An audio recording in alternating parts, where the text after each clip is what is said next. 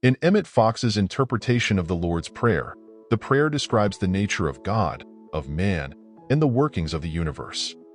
Fox states it is also a compact formula for the development of the soul. His original interpretation takes about an hour to read. This video summarizes his main points in about 6 minutes as a quick refresher to remind us what we are actually praying for when praying the Lord's Prayer. Jesus stated that we should not pray in vain repetition. When stating any prayer, it is vital to put thought and feeling into every word. The thought, feeling, and emotion are what make prayers and affirmations work. Oftentimes, we find ourselves mindlessly repeating a prayer which will have no effect. We have to put the power of our thought into prayers and believe they have already come true. I would of course read or listen to Fox's entire interpretation from time to time, which is linked to below. But many of us have busy lives, and I know this shortened version will be helpful. So let's start. The Great Prayer is a compact formula for the development of the soul. It covers the whole of spiritual life. Its construction is beyond genius, and it is timeless. There are 7 clauses. The first being, Our Father.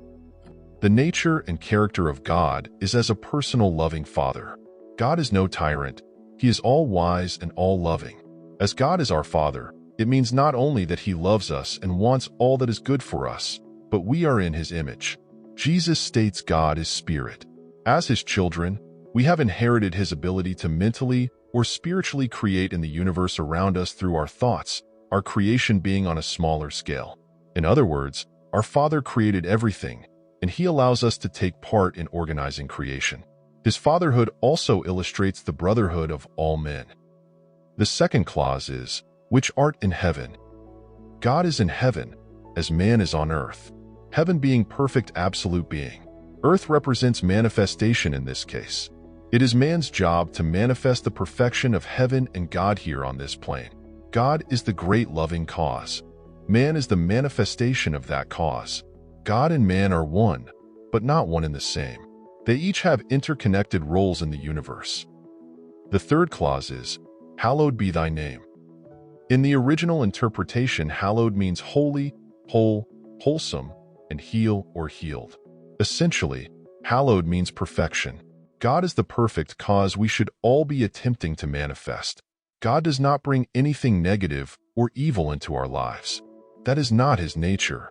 We bring negativity by thinking sickness or trouble and giving them power. Only give power to the ultimate good, and it will have a wonderful effect on your life. The fourth clause is, Thy kingdom come, thy will be done, in earth as it is in heaven. Again, heaven is perfection. God did not create us as automatons, but gave His children free will as any loving father would do. We are individualized expressions of God. In the perfect template of heaven, God has our perfect place. That is what we must try to bring forth here on this plane of existence. It is the entrance to the kingdom of heaven to bring your part of the perfect heavenly template into manifestation. Find your gift and use it on this earth. Your gift is what you are best at and do most easily. God is bringing His perfect kingdom. Bring your part today. The fifth clause is, Give us this day our daily bread. We are children of God, and He will supply us with all we need. We simply need to ask with love. Bread is not merely material food, but all things that are required to make us happy, healthy, and free. It is God's will that we live in harmony and joyously develop into higher beings. If you make your source of supply God, and not some job or position or other channel, you will never want. The most important inner meaning of bread in the prayer is that we have the realization of God daily. This is the bread of life. It is the nourishment of the soul and the key to happiness. Continuously live with the presence of God. Live on the bread of life.